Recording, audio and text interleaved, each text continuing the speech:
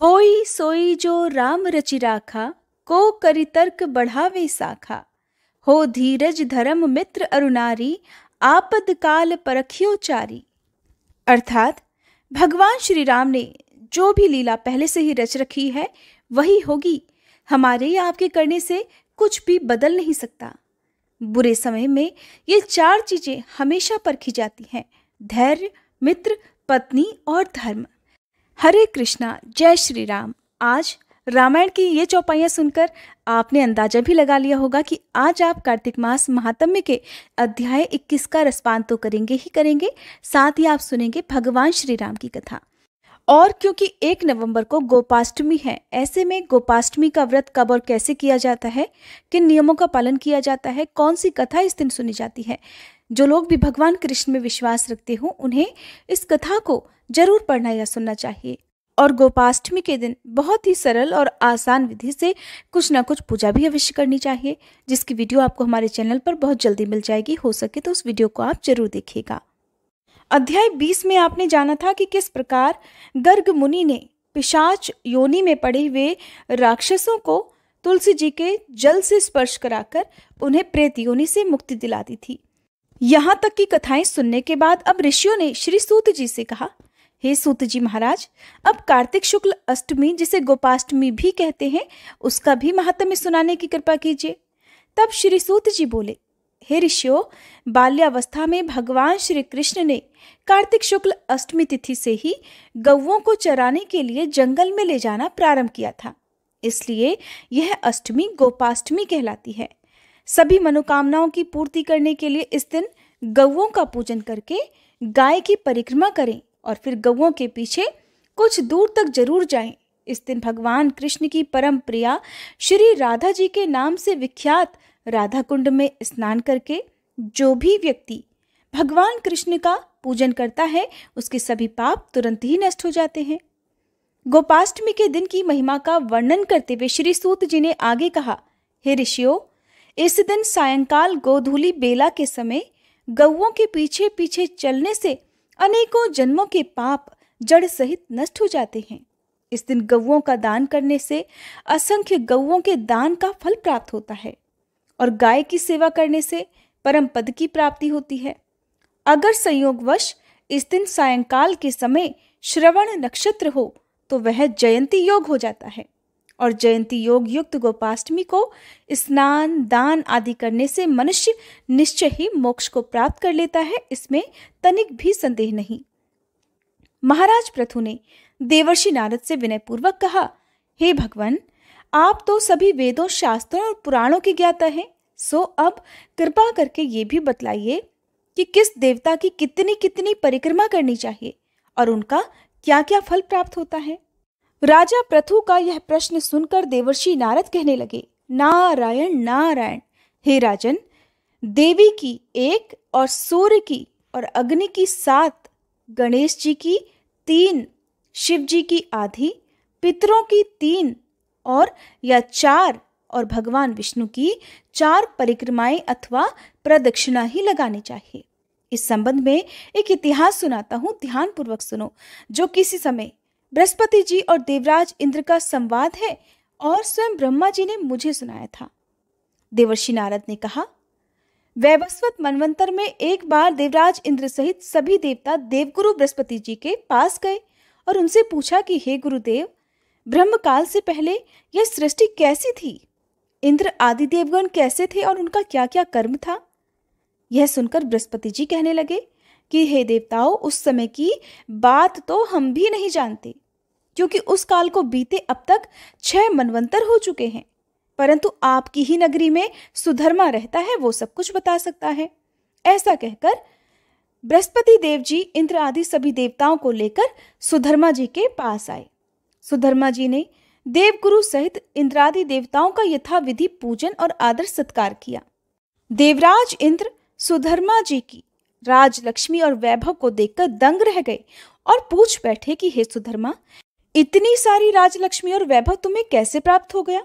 तुमने कौन सा ऐसा यज्ञ, दान और तप कर लिया है जिससे ब्रह्मकाल से पहले की बातें भी तुम जान सकते हो? ये जानने की हमारी इच्छा है, कृपा पूर्वक यह बताने की कृपा करो। सुधर्मा ने उत्तर दिया, हे इंद्र, जब 4 युगों की 1000 चौकड़ियां बीत जाती हैं तब ब्रह्मा जी का एक दिन होता है। उस एक दिन में 14 मनु और इंद्र होते हैं। जब हम विष्णु लोक में थे तब वहां पर रहते हमारे सामने इतने ब्रह्मा हो चुके हैं कि हम भी उनकी गणना नहीं कर सकते। उसके बाद हम यहाँ स्वर्ग में आ गए। हमने जो एकमात्र अच्छा कर्म करके इतनी लंबी आयु पाई है, अब उसका विवरण भी सुनो। पहले जन्म में मैं एक मांस भक्षी गिद्ध हुआ करता था। एक समय कार्तिक शुक्ल नवमी को श्री विष्णु जी के मंदिर पर बैठा हुआ था कि एक शिकारी ने एक बाण मारा, जिससे घायल होकर मैं विष्णु मंदिर में आ गिरा। उसी समय मांस के लोभी एक कुत्ते ने आकर मुझे पकड़ लिया। उसे देखकर अन्य कुत्ते भी वहां पर आ गए और वह कुत्ता उनसे डरकर मंदिर के चारों ओर चक्कर लगाने लगा। अन्य कुत्ते भी उसके पीछे पीछे भागते रहे। उस कुत्ते ने मुझे मुंह में पकड़कर परिक्रमा की थी। इस प्रकार अनजाने में ही सबने विष्णु जी के मंदिर की परिक्रमा कर ली। इसी बीच मेरी मृत्यु हो गई। मंदिर की प्रदक्षिणा अर्थात परिक्रमा से भगवान विष्णु अत्यंत प्रसन्न हो गए और फिर मुझको अपना परम पद दे दिया। ये बात सुनकर देवराज इंद्र और अन्य सभी देवता अत्यंत प्रसन्न हुए और उन्होंने भी भगवान का पूजन करके प्रदक्षिणा की। इसके पश्चात देवर्षि नारद ने इस नवमी और भगवान की परिक्रमा का महत्व बताते हुए आगे कहा कि हे राजन, कार्तिक शुक्ल नवमी सतयुग की आदि तिथि है। उस दिन भगवान की पूजा, प्रदक्षिणा, व्रत, दान, तप और यज्ञ करने से कई गुना फल मिलता है। अगर कार्तिक शुक्ल नवमी को मथुरा में जाकर भगवान का पूजन और परिक्रमा की जाए तो उससे अनंत गुना फल की प्राप्ति होती है। परिक्रमा करने में जितने पग अर्थात कदम उठते हैं उसके उतने ही कुल वैकुंठ लोक में वास करते हैं, उसके उतने ही कुलों का उद्धार हो जाता है। अगर मथुरा नगरी बहुत दूर हो तो अन्य किसी धार्मिक स्थान पर जाकर परिक्रमा करनी चाहिए। अगर ऐसा भी संभव ना हो तो ब्राह्मण, विष्णु जी की प्रतिमा, गाय, तुलसी जी अथवा शालिग्राम जी की प्रदक्षिणा ही कर लेनी चाहिए। समुद्र सहित संपूर्ण पृथ्वी की परिक्रमा करने से जो फल प्राप्त होता है वही अनंत पुण्य फल तुलसी जी अथवा शालिग्राम जी की परिक्रमा करने से प्राप्त हो जाता है। कार्तिक के शुक्ल पक्ष की नवमी को गऊ, ब्राह्मण, देव मंदिर, तुलसी, वन, साधु, वैरागी, जीवन मुक्त परमहंस, गृहस्थ, वेद, उपवेद और पुराण ये सब ग्राम में ही वास करते हैं। अतः अपने ग्राम अर्थात गांव की परिक्रमा करने मात्र से इन सभी की परिक्रमा भी हो जाती है। ग्राम की परिक्रमा करने के लिए प्रातःकाल ब्रह्म मुहूर्त में उठकर शौच, स्नानादि नित्य कर्म से निवृत्त होकर कमंडल हाथ में लेकर ओम नमो भगवते वासुदेवाय मंत्र का जाप करता हुआ सूर्य उदय होने से पहले ही परिक्रमा प्रारंभ कर देनी चाहिए। ब्राह्मण, देवस्थान अर्थात मंदिर, तुलसी जी और शालिग्राम जी की मूर्ति की परिक्रमा सूर्योदय के बाद भी की जा सकती है। इसके आगे देवर्षि नारद जी ने महाराज पृथु को जो भी कथाएं सुनी उनका वर्णन आप आने वाले अध्याय में सुनिएगा। इससे पहले कि किसी वीडियो में किसी ने पूछा था कि ब्रह्म मुहूर्त में ही पूजा पाठ को इतना महत्व क्यों दिया जाता है या ब्रह्म मुहूर्त में उठकर पूजा करने से किस लाभ की प्राप्ति होती है, तो इसके बारे में इस वीडियो के लास्ट में मैं आपको बताऊंगी। हो सके तो वीडियो को आप लास्ट में जरूर सुनिएगा। और जो भी कथाएं मैं आपको सुनाती हूँ उसमें स्क्रीन पर आपको बहुत ज़्यादा पिक्चर्स नज़र नहीं आती होंगी। इसके 2 कारण हैं। एक तो सबसे पहला कि जब हम बिना पिक्चर देखे मन से कोई भी कथा सुनते हैं, कोई भी कहानी सुनते हैं, तो हमारे मन की स्क्रीन पर पिक्चर खुद ही खुद चालू हो जाती है। हम अपने मन की आंखों से अपने आप अपने अपने भावों के अनुसार जिस तरह चाहे उस कथा को देख सकते हैं। दूसरी बात कि जो भी कथाएं मैं आपको सुनाती हूँ उसमें जो भी पिक्चर्स की ज़रूरत होती है उसमें थोड़ी सी प्रॉब्लम हो सकती है, कॉपीराइट आ जाता है या बहुत सारी दिक्कत हो जाती है। ये पिक्चर्स जो है ये फ्री में नहीं होती हैं। यही कारण है कि मैं अपनी स्क्रीन पर पिक्चर्स बहुत कम से कम लगाती हूँ। तो चलिए अब आपको रसपान कराते हैं भगवान श्री राम की कथा का। और ये कथा तब की है जब भगवान श्री राम का राज्याभिषेक होने वाला था। उनके वनवास से पहले की ये कथा है। अयोध्या नगरी को दुल्हन की तरह सजाया गया था। अयोध्या का वह रूप देखकर मंथरा को बड़ा आश्चर्य हुआ। वहां पास ही दूसरी छत पर उसने श्री राम की धाई मां को देखा तो उसका मुख बड़ी प्रसन्नता से खिला हुआ था। उसने पीले रंग की रेशमी साड़ी पहनी हुई थी, जिसे देखकर मंथरा ने पूछा, धाई जरा बताओ तो सही, आज श्री राम जी की माता इतनी हर्षित होकर लोगों को धन क्यों बांट रही है, और यहाँ के सभी मनुष्य आज इतने प्रसन्न क्यों दिखाई दे रहे हैं? तब धाय ने मंथरा को बताया कि कुब्जे, महाराज दशरथ पुष्य नक्षत्र के शुभ योग में श्री राम जी को युवराज पद पर अभिषिक्त करेंगे। ये सुनकर मंथरा तो कुढ़ गई और उस विशाल प्रासाद अर्थात महल की छत से तुरंत ही नीचे उतर आई। महल में पहुंचते ही सबसे पहले उसने कैकई से कहा कि मूर्खे उठ, तेरे ऊपर तो विपत्तियों का पहाड़ टूट पड़ा है और फिर भी तू यहाँ मजे से सो रही है। तेरे प्रेतम तेरे सामने आकर ऐसी बात करते हैं मानो सारा सौभाग्य तुझे ही अर्पित करते हो, किंतु तेरे पीठ पीछे वो तो तेरा अनिष्ट ही कर रहे हैं।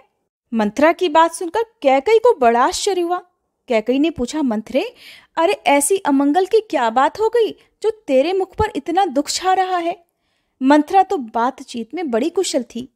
कैकई के मन में श्री राम के प्रति बैर उत्पन्न करने के लिए वो इस प्रकार बोली कि देवी, तुम्हारे सौभाग्य के विनाश का कार्य आरंभ हो गया है।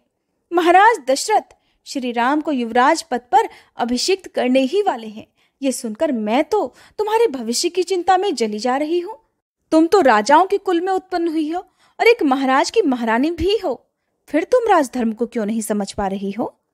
तुम्हारे पति मुंह से बड़ी चिकनी चुपड़ी बातें करते हैं, परंतु हृदय से बड़े ही क्रूर और धूर्त हैं। उन्होंने मीठी मीठी बातें करके तुम्हें ठग लिया और अब रानी कौशल्या को संपन्न बनाने जा रहे हैं। उनका हृदय इतना दूषित है कि उन्होंने भरत को तो तुम्हारे मायके भेज दिया और अवध के निष्कंटक राज्य पर अब वे श्री राम का राज्याभिषेक करेंगे। हे रानी, वास्तव में तुम्हारा पति ही तुम्हारा शत्रु निकला। मंथरा की यह बात सुनकर कैकई सहसा अपनी शैया से उठ बैठी। उनका हृदय हर्ष से ओतप्रोत हो गया और बहुत ही प्रसन्न होकर मंथरा को पुरस्कार में उन्होंने अपने गले का एक हार उतार कर दे दिया। फिर कैकई मंथरा से बोली, अरे मंथरे, तूने तो आज मुझे बड़ा ही प्रिय समाचार सुनाया है। मैं तो राम और भरत में कोई भेद नहीं समझती, इसलिए राम का राज्याभिषेक होने वाला है, ये बात सुनकर मुझे तो बड़ा आनंद हुआ है। इससे बढ़कर कोई मधुर वचन तो हो ही नहीं सकता। यह प्रिय संवाद सुनाने के कारण तू अब मुझसे कोई भी वर मांग ले, वो मैं तुझे अवश्य दूंगी।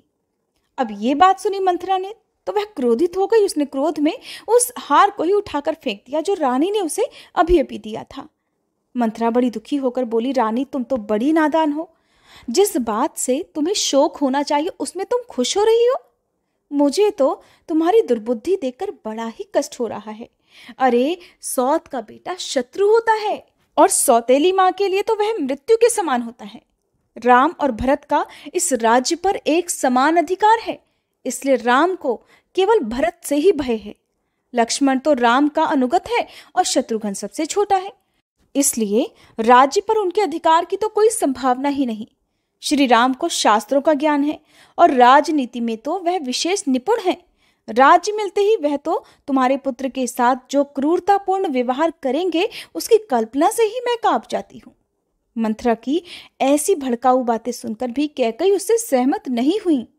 कैकई ने कहा, कुब्जे, श्री राम धर्म के ज्ञाता, गुणवान, जितेंद्रिय, कृतज्ञ और सत्य बोलने वाले हैं और वे राजा के बड़े पुत्र भी हैं, इसलिए वे ही युवराज होने के योग्य हैं। मेरे लिए तो राम भी भरत के समान ही प्रिय हैं। अगर श्री राम को राज्य मिल रहा है तो तू इसे भरत को ही मिला समझ, क्योंकि श्री राम अपने भाइयों को भी अपने ही समान मानते हैं। वे अनेक वर्षों तक राज्य करेंगे और पिता की तरह अपने भाइयों का पालन भी करेंगे। उनके बाद तो ये राज्य भरत को ही मिलेगा। तो तू फिर क्यों ईर्ष्या में इस प्रकार जल भुन रही है? कैकई की बात सुनकर निराश होकर मंथरा लंबी सांस खींचकर बोली, रानी, अब तुम्हें मैं कैसे बताऊं कि अपनी मूर्खतावश तुम अनर्थ को ही शुभ समझ रही हो। जब वह श्री राम राजा बन जाएंगे तो उनके बाद उनके पुत्र को ही राज्य मिलेगा, भरत को नहीं। क्या तुम्हें इतना भी ज्ञान नहीं कि राजा के सभी पुत्र सिंहासन पर नहीं बैठते हैं, केवल ज्येष्ठ पुत्र को ही राजपद मिलता है। अन्य सभी पुत्रों के समान ही भरत भी राज परंपरा से बाहर कर दिए जाएंगे और उनका शेष जीवन अनाथों की तरह वंचित होकर बीतेगा।